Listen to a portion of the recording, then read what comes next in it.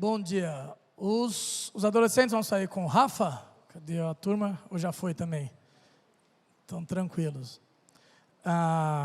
Quero te convidar a abrir a sua Bíblia em Efésios, capítulo 6. Nós continuaremos, ou na verdade nós vamos retornar, depois da conferência missionária, para a nossa série. A gente tem estudado uma igreja para um novo tempo. Uma igreja para um novo tempo, baseado no livro de Efésios. E hoje a gente vai falar sobre as armas da nossa guerra.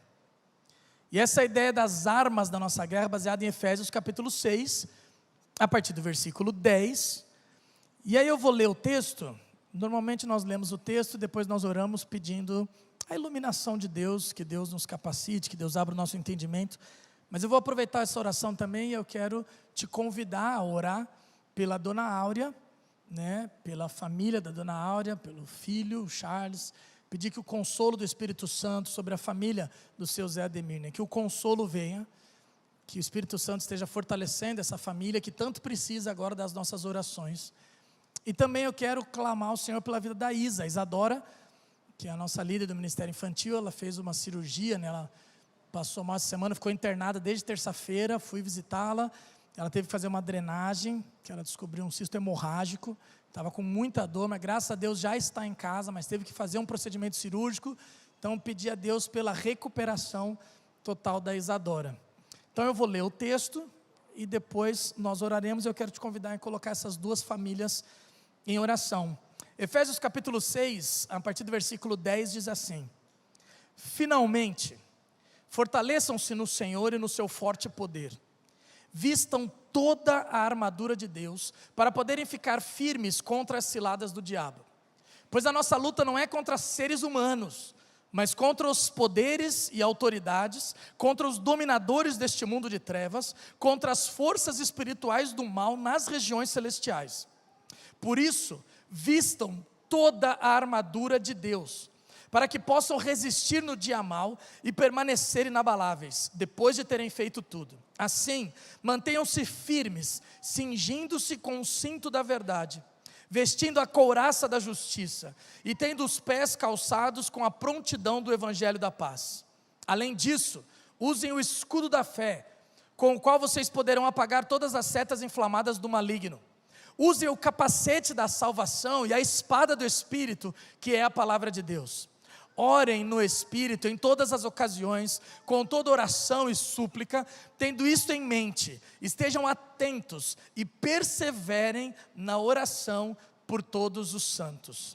Feche teus olhos. Pai, em nome de Jesus, que o Senhor nesse momento ilumine o nosso entendimento, o nosso espírito, que o Senhor clareie a nossa mente, que o Senhor tire as escamas dos nossos olhos, para que entendamos tudo aquilo que o Senhor quer ministrar através desse trecho.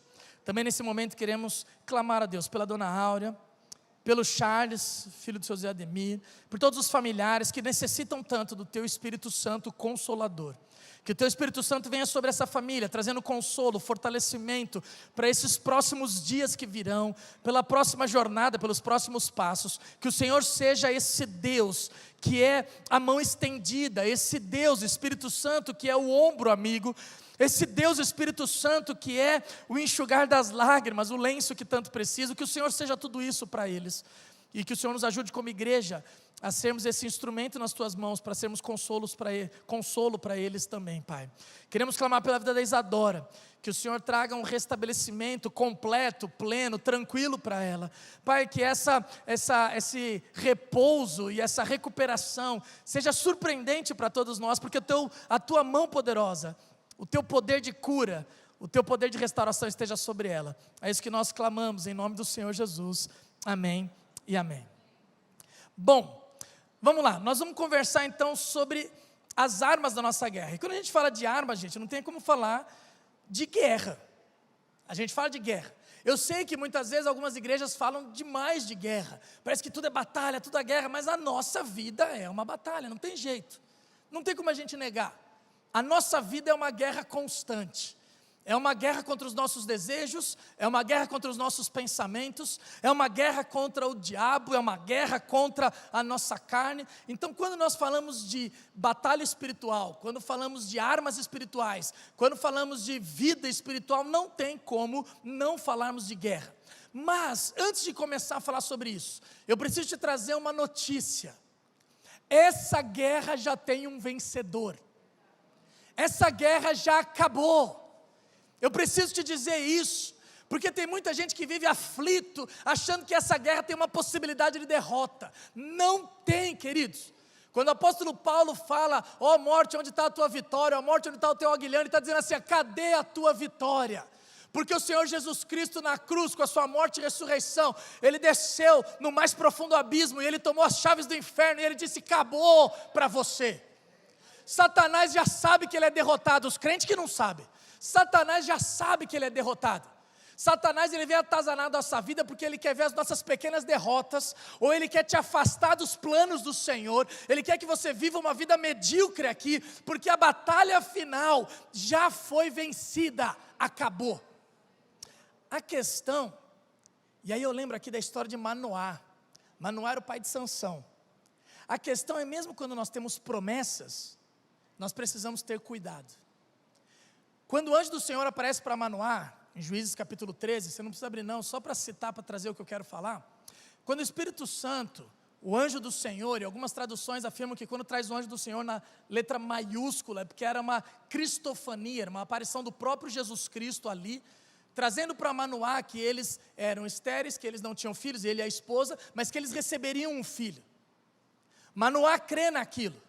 Ele tem uma promessa, ele tem uma garantia de vitória, ele tem uma garantia do Senhor Jesus. Nós receberemos um filho, ainda que o ventre estéril, mas ele diz assim, mas tenha cuidado. Mesmo tendo promessa, tenha cuidado.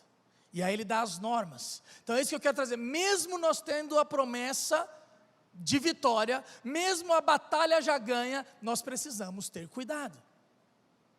Quem tem promessa tem que ter cuidado. E aí a gente precisa ficar alerta, porque quem menospreza o seu inimigo, quem menospreza esse campo de batalha, quem menospreza essa guerra, entra despreparado.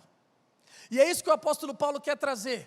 Se você lembrar, não vou trazer toda aqui, mas lembra, o livro de Efésios, os 3 primeiros capítulos, é teoria, doutrina, ensino, e os 3 últimos capítulos, 4, 5, 6, é prática. É vida na igreja, é relacionamento, é mudança, é transformação. E aí quando ele fala no 4º e no 5º capítulo sobre tudo isso, sobre relacionamento, sobre transformação, sobre mudança de comportamento, aí no capítulo 6 ele fala, mas vocês têm as armas para lutar. Vocês têm a capacitação dada pelo Espírito Santo e por Deus, e a gente vai entender isso hoje, mas vocês têm condições de entrarem firmes nessa batalha. Então o que eu quero fazer com você nessa manhã, você imaginar o cenário de guerra. O filme que eu mais gosto, meu filme preferido é aquele O Gladiador. Lembra do Gladiador? Eu até comprei o kit, porque ele vinha em 2 fitas cassete, lembra do VHS? Vou entregar a minha idade. E eu lembro quando eu botar no VHS, eu lembro quando meu pai comprou aquele, tinha o Panasonic G21, você lembra disso? Quem lembrar vai entregar a idade. Eu tinha um G9, meu pai tinha um G9. O G9 demorava para rebobinar. Quando meu pai comprou o G21, aí era um espetáculo. Era botar aquele negócio aí lembrado. E eu comprei o kit do Gladiador em VHS, porque eu lembro, é o meu filme preferido. E aí não vou trazer toda a história, você lembra do espanhol, que era o general Maximus. Porque a ideia de liderança naquele filme, ele não tinha mais o título, ele tinha sido expulso, mas lá na escravidão, a liderança não está ligada ao seu título, a liderança está ligada em quem você é e a sua essência. E aí tem toda uma revolução, mas na primeira batalha, mostrando ele ainda como um general, ele tem aquele cenário de guerra. E eu quero te levar para esses filmes, eu quero que você lembre desse cenário. Porque eu quero trazer nessa manhã só esse cenário de guerra, para a gente entender essa batalha espiritual. Quando você tem um cenário de guerra, e aí lembra dos tempos antigos, você tem um exército de um lado, e aí você vê de repente ou tem vale, ou tem as montanhas, e um exército do outro lado. Eu quero trazer para você, o que nós vamos conversar hoje. Primeiro, o inimigo. Lembra de um cenário de guerra? Imagina esse cenário de guerra, um campo de batalha. as pessoas fardadas com suas espadas, com seus escudos, com seus capacetes, e um exército de um lado, o inimigo do outro. Então, quando nós olhamos o cenário de guerra, nós temos o inimigo, nós temos o campo, o terreno, e aí eu quero falar sobre o armamento. Então, quando a gente fala sobre o inimigo, no texto que nós lemos em Efésios, o nosso inimigo, o que Paulo está querendo dizer? Não são seres humanos. Nosso inimigo não são seres humanos. Quando ele diz, dependendo da sua tradução, não é carne ou sangue, em algumas traduções já diz, não são seres humanos. A palavra ali usada era quando eles falavam sobre os deuses do Egito, quando eles falavam sobre astrologia, quando eles falavam sobre Zeus. A palavra ali usada nunca foi usada para seres humanos. O que Paulo está dizendo nessa palavra de Efésios capítulo 6 é, a tua luta, a tua guerra não é contra pessoas. Bota isso na tua cabeça. Nós não guerreamos contra pessoas. Gente, a coisa mais difícil hoje na igreja é a questão de relacionamento. Pessoas que ficam chateadas com outras pessoas, pessoas que ficam chateadas com liderança, pessoas que ficam achando culpado. A gente acabou de ter a Copa do Mundo. Eu não vou falar sobre isso muito, porque eu sou viciado em futebol, apaixonado por futebol, mas é incrível como o ser humano, principalmente aqui no Brasil, gosta de uma narrativa. Aí acabou a Copa do Mundo, a gente já quer criar um culpado, já quer criar uma história, e aí já começam a falar porque o Tite foi para o vestiário, porque o líder não sei, já quer falar de uma narrativa. Não estou aqui entrando em discussão de jogo, de coaching, que falou que ele foi, o líder fica lá. Gente, não tem essa, mas a gente já quer criar uma narrativa porque nós queremos criar culpados. Nós acabamos de receber uma notícia triste, sim. O pastor Robson não estará mais conosco. Aí a gente já começa, a igreja já começa a querer achar culpado. Mas quem fez isso? E aí nós queremos abrigar contra as pessoas. Mas é a liderança, mas é o pastor fulano de tal, mas é o líder, é não sei o quê. Nossa luta não é contra seres humanos. Nós precisamos parar de brigar contra pessoas. Porque a nossa luta não é nesse campo. A gente já vai falar sobre o campo, quero falar sobre o inimigo. E ali ele dá 3 características do inimigo que a gente precisa ficar esperto. 3 características do inimigo, porque ele diz assim, esse inimigo é maligno. Se você ler o texto, ele vai falar, ele é do mal. Ele é maligno. O próprio Senhor Jesus diz que o príncipe deste mundo, e depois em outra tradução, depois em outro texto lá em João 5, vai dizer, o mundo jaz no maligno. O que governa esse sistema é o maligno, sobre a permissão de Deus, sob a permissão de Deus. Deus é soberano sobre todas as coisas, mas existe um sistema operando que é do mal, e a gente brigando contra pessoas. Nós precisamos focar em quem é verdadeiramente o nosso inimigo. Se a gente entender isso, a gente ia parar de discutir tanta coisa. Se a gente conseguisse entender quem é o nosso inimigo, e de fato qual que é essa construção de ciladas, porque ele vai falar, a gente tem que ficar esperto contra as ciladas do inimigo. Então quando a gente fala de inimigo, primeiro, não é humano, não são pessoas. Segundo, ele é do mal, é um sistema maligno. E terceiro, tem ciladas, ele é astuto. Ele é astuto. Em Gênesis vai falar sobre isso na história da queda. Quando ele diz que ambos viviam nus, no final do 2º capítulo, ambos viviam nus e não sentiam vergonha, falando de Adão e Eva, porque eles viviam numa transparência total. E aí o capítulo 3 começa a falar, mas a serpente, o mais astuto de todos os animais, ali é uma construção no hebraico, que a palavra é um jogo de palavras, na verdade, que o autor ali, a gente crê Moisés, inspirado pelo Espírito Santo, ele usa, para dizer, da mesma forma que os seres humanos não tinham nada que os atrapalhasse, estavam em plena integridade, transparência, verdade, existia um inimigo, que é mais astuto do que todos os outros, que cria ciladas, armadilhas. Então, é isso que a gente precisa entender, o nosso inimigo não são pessoas. A gente está focado em brigar contra pessoas, procurando culpado em tudo.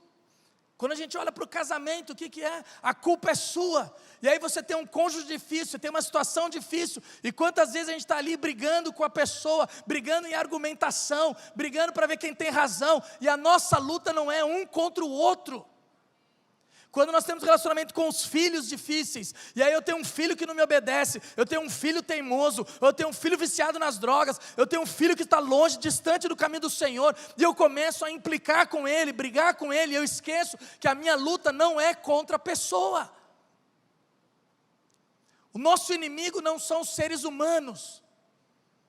Para de criar conflito entre pessoas. Provérbios vai falar sobre isso. Tem várias coisas que Deus detesta, mas uma ele abomina: aquele que cria contenda entre os irmãos. Então o inimigo, sobre o inimigo é isso, resumidamente. Nosso inimigo não são pessoas, nosso inimigo não é carne ou osso, nosso inimigo não é seres humanos. Sobre o terreno é interessante a gente conversar.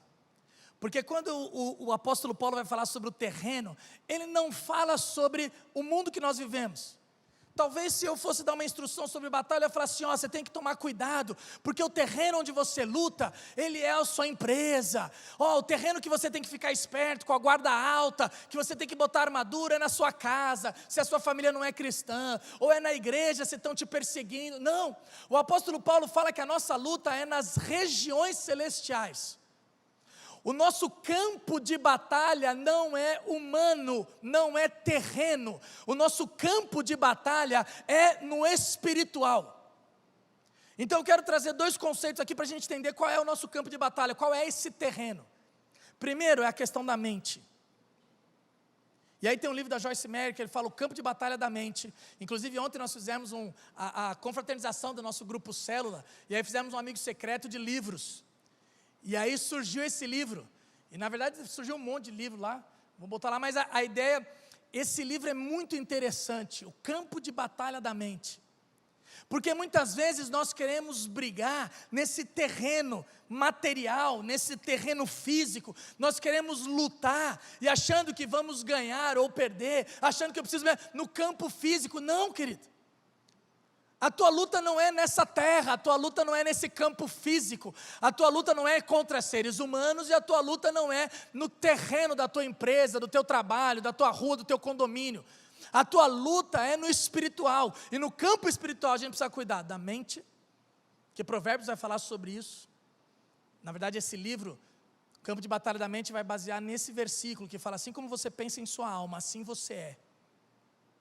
Quando a gente entende isso, que a nossa luta não é contra seres humanos, que as nossas armas não são carnais, como o apóstolo Paulo vai falar em 2 Coríntios capítulo 10, as nossas armas não são carnais, não são humanas, não são terrenas, mas são poderosas em Deus, ao ponto de destruir fortalezas, anulando sofismas.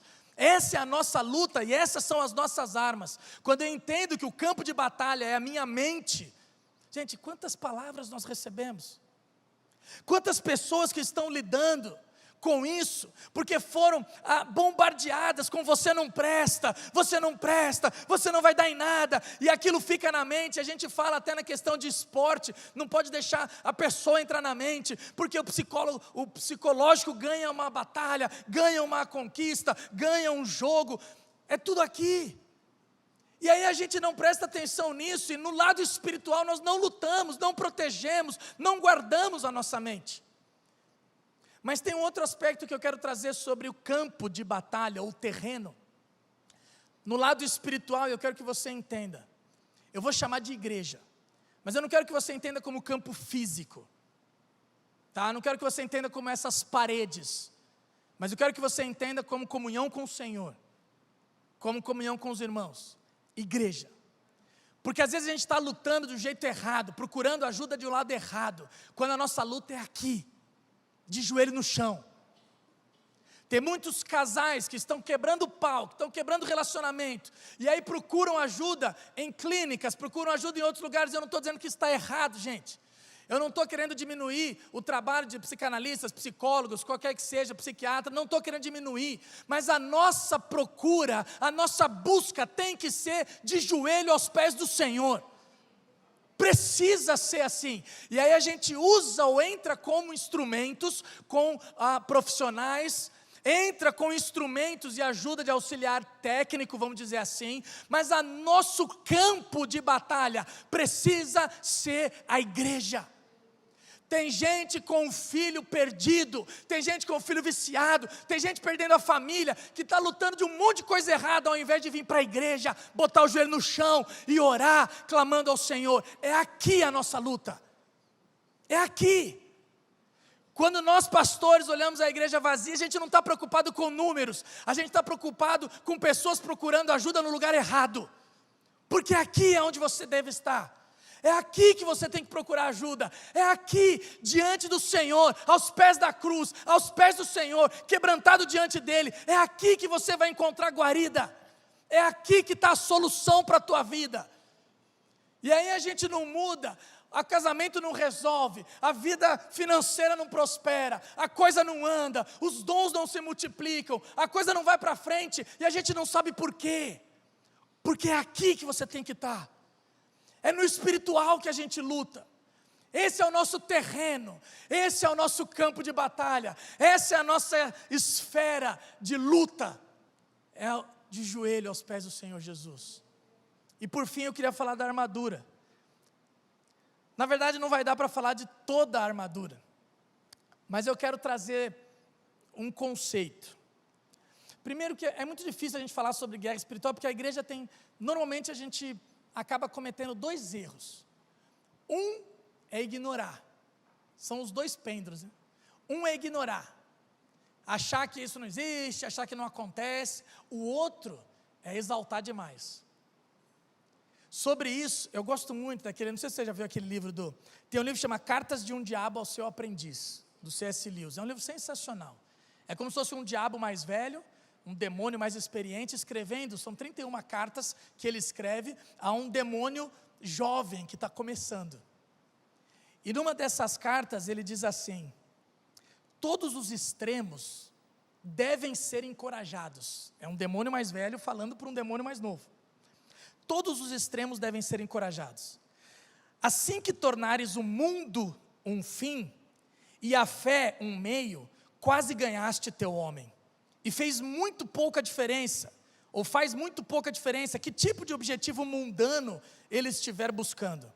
Desde que os encontros, panfletos, planos de ação, movimentos, causas e cruzadas tenham mais importância do que as orações, os sacramentos, a caridade, ele é nosso. E quanto mais religioso nestes termos for, mais seguramente será nosso. Os dois erros que a igreja sempre comete: ou a gente ignora, acha que isso não tem, isso não existe, isso é coisa psicológica, isso é coisa da nossa cabeça, ou a gente exalta demais. Os dois extremos são perigosos. Então a gente precisa ter equilíbrio, que isso é real, muito mais real do que a vida que você apalpa, enxerga e caminha. O mundo espiritual é real, a gente precisa entender isso. E a nossa luta é espiritual. E quando a gente fala de armadura, gente, cada detalhe da armadura é Jesus Cristo. A palavra usada, panóplia, para armadura, ela significa literalmente um soldado plenamente armado, plenamente carregado, com toda a armadura possível. Só que aí a gente tem um lance aqui que a armadura está lá: revistam ou vistam-se de toda a armadura de Deus. A armadura não é nossa. A armadura não é nossa. Não é algo que você vai fazer assim: peraí, então me dá isso aqui. E aí eu fico lembrando de Davi, quando ele chega diante de Saul para lutar contra Golias, e ele fala: eu vou lutar com esse gigante que está falando um monte de coisa, aí atormentando vocês, e eu vou lutar com ele. Aí Saul fala assim: manda trazer a minha armadura. A armadura do rei era a mais completa, mais protegida, e talvez Paulo estivesse pensando justamente nessa armadura ao escrever Efésios capítulo 6, e quando Davi coloca aquela armadura, ele não consegue andar com ela, ele não consegue caminhar com ela, porque ela era muito, e ele tira tudo. É mais ou menos essa a ideia. Nós não temos condições de usar essa armadura, nós não temos condições, porque a armadura é de Deus. E aí quando você consegue perceber que quando você vive com Jesus Cristo, quando você convive com Ele, essa é a nossa armadura. Vamos pensar, o cinto da verdade. O cinto da verdade era aquele, com o soldado romano ele usava para tirar tudo aquilo que atrapalhava. A palavra cingindo, que é usada aqui, cingindo com o cinto da verdade, é a mesma palavra usada em Hebreus 12, 1 e 2, que fala para tirar todo o peso e o pecado que tenazmente nos assedia. A ideia é tirar tudo aquilo que nos atrapalha de servir a Deus. Esse é o cinto da verdade, porque eles usavam aquelas roupas, aquelas togas, e eles tinham que ir para a batalha. Então, por isso eles cortavam aqui regata, cortavam a saia, para ficar como se fosse mini saia, para ter agilidade para a batalha. O cinto da verdade é justamente tirar tudo aquilo que nos atrapalha de servir a Deus. E a verdade, quem que é? Eu sou o caminho, a verdade e a vida. Conhecereis a verdade e a verdade vos libertará. É Jesus Cristo. A couraça da justiça. Quando o apóstolo Paulo escreve couraça da justiça, ele está pensando não é aquela que só protege a frente. A couraça do soldado romano protegia a frente e atrás. Protegia todos os órgãos vitais. A justiça é literalmente a justificação de Deus. Eu lembro de Romanos capítulo 8, quando ele fala, justificados, pois, mediante a fé, temos paz com Deus.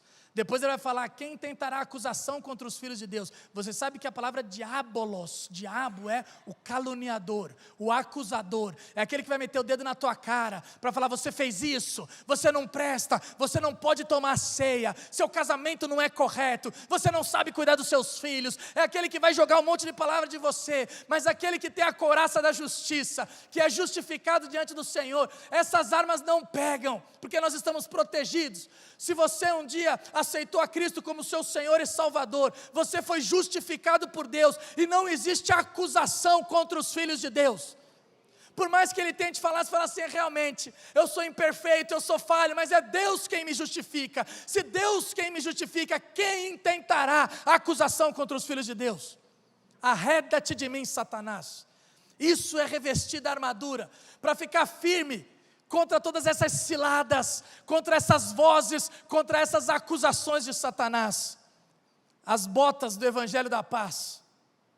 Tem um autor, Johannes, que gosto muito, ele diz assim, a obra missionária é como um par de sandálias, que foi dada à igreja, a fim de que ela se coloque no caminho e continue andando por tornar conhecido o mistério do Evangelho da Paz. Você imagina, nós estamos falando de guerra, e aí eu falo que a armadura da nossa guerra é proclamar o Evangelho da paz. Gente, olha que loucura. Isso é cristianismo. Está todo mundo querendo ir para o pau, está todo mundo querendo bater, e a gente fala assim, ó, a nossa arma é a paz. Bem-aventurados os pacificadores. Bem-aventurados são os proclamadores da paz. No mundo em conflito, no mundo em guerra, no mundo tão polarizado, a igreja precisa ser o símbolo da paz. Paulo fala que nós temos o ministério da reconciliação, o ministério da reconciliação, de trazer paz, não importa se é judeu ou grego, homem ou mulher, preto ou branco, esquerda ou direita, a igreja é que traz a paz. O capacete da salvação, o escudo da fé antes. O escudo da fé é interessante, porque o escudo da fé é o primeiro armamento que você precisa fazer alguma coisa. Porque se você tiver o escudo, mas jogar para baixo, não vai proteger nada. O escudo você precisa erguer, você precisa levantar. E aí a ideia, lembra daquele filme 300? Quem assistiu aquele filme 300? Dos Espartas, Esparta, né? O Esparta. Eu não lembro muito que os homens sem camisa, nem deixei minha mulher ver, mas lembra foi tudo computadorizado, gente, tudo computação gráfica aquilo. Mas eles faziam lá, e eles se juntavam, e lembra que vinham as flechas, e aí eles fechavam, tinha uma coisa que ele gritava, aí quando ele gritava, juntava todo mundo. A ideia do escudo da fé é isso. Quando Paulo está pensando no escudo da fé, é aquele escudo que fechava o corpo inteiro, e é uma fé que nos ajuda, é uma fé comunitária, não é só individual, que quando estamos juntos, quando a gente se junta nessa fé, quando a gente se junta nessa batalha, quando a gente entende que é uma comunidade, a gente fica mais protegido ainda contra esses dardos inflamados do inimigo. O escudo da fé, o capacete da salvação, o campo de batalha da mente. É aqui. E a palavra de 2 Coríntios capítulo 10, quando fala de sofismas, essa palavra literalmente é aquela argumentação, aquela vozinha que fica na tua mente. Sabe aquela vozinha que fala assim, ó, larga dele, não aguento mais, vai, Você precisa ser feliz. Aquela vozinha que fica na tua cabeça, não tem mais jeito esse filho, esquece. Aquela vozinha que vem, literalmente na Bíblia, é essa palavra, sofismas. E o apóstolo Paulo vai falar que as nossas armas não são carnais, são espirituais, são poderosas em Deus, ao ponto de destruir fortalezas e anular sofismas. É essa argumentação espiritual que vem na tua cabeça para dizer que você não presta, que você não consegue, que você não vai ser vencedor na tua vida, que você não vai para frente. Essa argumentação do demônio na tua cabeça, na tua mente, anulando os sofismas, bota o capacete da salvação, protege a tua mente, revista-se de toda a armadura de Deus, porque a nossa guerra não é humana, a nossa guerra é espiritual. E por fim, a espada do Espírito, que é a palavra de Deus. E aí eu não preciso dizer mais nada sobre a palavra de Deus, que eu acho que a palavra de Deus é a verdade, a palavra de Deus é aquela que nos liberta, mas é interessante. E aí eu quero trazer só 2 ideias sobre a palavra de Deus. A palavra de Deus que você é alimentado, mas é a palavra de Deus que você profere. Porque a espada, de novo, assim como o escudo, você precisa usar. Não adianta eu ter uma espada e colocar aqui, está no cinto da verdade. Eu tenho a espada, está no cinto da verdade, junto com a couraça da justiça, mas quando vem o meu inimigo, ela está onde? Está aqui, não faço nada. O que acontece? A espada do Espírito é o primeiro instrumento de ataque. Todos agora nós falamos de defesa. A palavra do Espírito, a palavra da verdade, a palavra de Deus, é o primeiro instrumento de ataque. E aí eu lembro como Jesus Cristo fugiu da tentação. Mateus capítulo 4, por 3 vezes Satanás vem, usando a palavra até, Satanás vem tentar Jesus, depois de 40 dias, em jejum e oração no deserto. E por 3 vezes, como Jesus repreende Satanás e como Jesus foge da tentação? Com a palavra. A palavra que nos alimenta, como o salmista fala em Salmo 119:11, guardei a palavra no meu coração para não pecar contra ti. Mas a palavra proferida como espada, a palavra que nos alimenta, a palavra que ataca. A palavra é a espada do Espírito. Feche os teus olhos. Ele termina toda essa armadura falando sobre oração. A oração é que vai permear e vai te fortalecer em tudo isso. A oração é como um óleo no motor de uma engrenagem. E se você tem toda aquela armadura, mas não tem a oração, talvez aquela engrenagem fica meio enferrujada, fica difícil de caminhar. Tudo passa pela oração. Em todo o tempo, por todas as pessoas, em todas as circunstâncias, com toda a oração e súplica. A oração é que inunda tudo. Então agora ore ao Senhor. Fala: Deus, eu preciso entender essa realidade espiritual. Se você quer vencer, eu não falo de vencer 2023 só em questão de vencer na vida, prosperidade, mas se você quer vencer em todas as áreas da sua vida. Se o teu casamento, você olha para trás 2022 e fala: meu casamento esse ano foi ruim, foi um fracasso. O campo de batalha é aqui no espiritual. Se você acha que está perdendo os teus filhos, se você acha que está perdendo na educação dos teus filhos, se você acha que está perdendo nos teus relacionamentos, o teu campo de batalha é aqui no espiritual.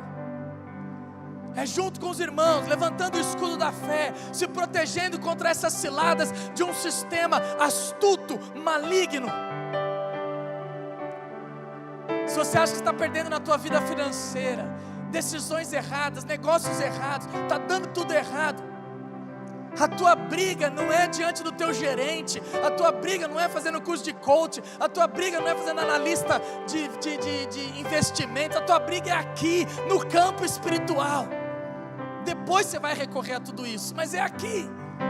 A gente precisa entender que a nossa luta é espiritual, a nossa busca é espiritual, a nossa vitória é aqui. Deus, em nome de Jesus, abre os nossos olhos, Pai. Abre os nossos olhos para entendermos essa realidade espiritual. que o nosso inimigo é espiritual, não são seres humanos, não são pessoas, que não adianta eu ficar chateado com o meu marido, com a minha esposa, que não adianta eu brigar contra os meus filhos, que não adianta eu brigar contra a liderança da igreja, que não adianta eu brigar contra pessoas, que eu preciso entender que meu inimigo é espiritual. Me ajuda a entender que a minha batalha, o campo de batalha é espiritual. E nos ajuda, Pai, como igreja, a nos revestirmos de toda a armadura de Deus. Abre os nossos olhos da fé, abre os nossos olhos espirituais. Em nome do Senhor Jesus é que nós te pedimos. Amém, Pai. Amém. Temos uma canção? Eu já ia orar já pela... Então tá bom. Então vamos ficar de pé, igreja. Vamos receber a bênção do Senhor. E que a graça do nosso Senhor Jesus, o amor de Deus, Pai, e o consolo, o fortalecimento, o fruto e os dons do Espírito Santo, possa trazer para nós toda essa armadura, que a gente muitas vezes não tem condição de colocar, porque somos seres humanos falhos, mas a armadura é tua. E quando nós caminhamos com o Senhor Jesus, que é o sol da justiça, que é a verdade, que é o próprio evangelho da paz, que é a espada do Espírito, que o Senhor Jesus nos revista de toda a armadura, não só agora, mas por toda a eternidade, não só na tua vida, mas na tua casa e na tua família, agora e até a volta do Senhor Jesus, para a honra e glória dele. Amém e amém. Que Deus te abençoe, querido, em nome do Senhor Jesus.